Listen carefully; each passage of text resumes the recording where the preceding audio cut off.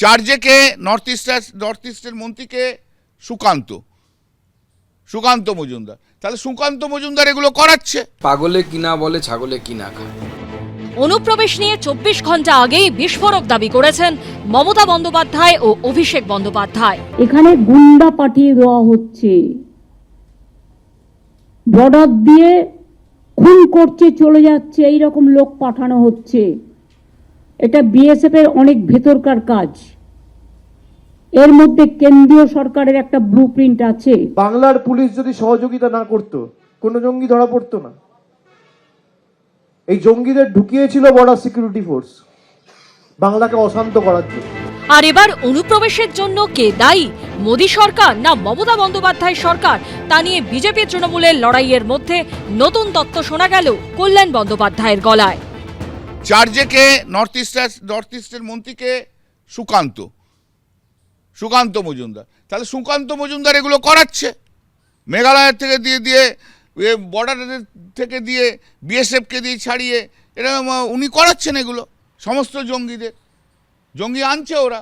আর সুকান্ত তো জিতলই, তো 10,000 ওই ভোটে জিতলই তো ওই অনুপ্রবেশকারী বাংলাদেশিদের জন্য, ও জিতলই তো। তাই পাগলে কিনা বলে ছাগলে কিনা খায়। এখন আবার বলেছেন যে আমি নাকি উত্তর পূর্বের মন্ত্রী হয়ে লোক ঢুকিয়েছি, অনুপ্রবেশ করিয়েছি এবং সেই ভোটে নাকি জিতেছি। অথচ আমি ভোটে জিতেছি আগে, তারপরে আমি মন্ত্রী হয়েছি। ক্রোনোলজি সম্পর্কেও আইডিয়া নেই।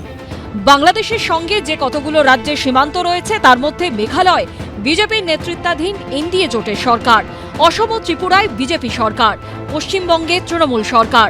এই অবস্থায় অনুপ্রবেশ প্রসঙ্গে একযোগে তৃণমূল ও বিজেপিকে দায়ী করছে সিপিএম। আজ যখন তার রাজ্যে তার বিরুদ্ধে আঙ্গুল উঠছে, তখন তো কাউকে বলির বকরা বানাতে হবে। এই খেলা চলবে, অনেকবার এসব করেছে। আবার দিদি যখন বিজেপির সরকারের মন্ত্রী ছিল, তখন দিদিকে তার অনুপ্রবেশ নিয়ে কিছু বলতে না।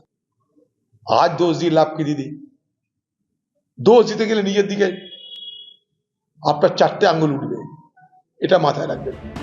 এদিকে জঙ্গি তৎপরতার আবহেই পাসপোর্ট জালিয়াতি কাণ্ডে পুলিশ সূত্রে দাবি, ধৃত মনোজ গুপ্ত আর সমরেশ বিশ্বাসের হয়ে কাজ করত চাকদা থেকে ধৃত ধীরেন ঘোষ।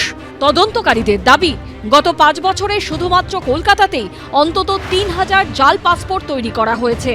চক্রের অন্যতম পাণ্ডা ধীরেন ঘোষের ইতালি কানেকশন কাজে লাগিয়ে জালিয়াতির জাল বিস্তার করা হয়েছিল আন্তর্জাতিক স্তরে। মনোজ গুপ্ত ট্যুরস ও ট্রাভেলসের ব্যবসাকে কাজে লাগিয়ে অনুপ্রবেশকারীদের পাঠানো হয় ইউরোপে। ভিসা তৈরিতে বিশেষ ভূমিকা ছিল ধীরেনের। শুক্রবার জালিয়াতি কাণ্ডের প্রতিবাদে আনন্দপুরে পাসপোর্ট অফিসে বিক্ষোভ দেখায় কংগ্রেস।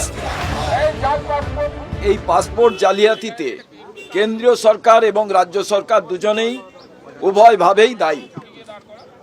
এরা কেউই নিজের দায়িত্বকে এড়িয়ে যেতে পারে না। বাংলাদেশ থেকে জঙ্গি ঢুকছে, রাজ্যে ভুয়ো নথি তৈরি করছে, আসল পাসপোর্টও তৈরি হয়ে যাচ্ছে, কিন্তু কেন্দ্র কিংবা রাজ্য কেউই দায় নিতে চাইছে না। এভাবে আর কতদিন চলবে? বিজেন্দ্র সিংহ, সুকান্ত মুখোপাধ্যায় ও শিবাশিস মৌলিকের রিপোর্ট, এবিপি আনন্দ।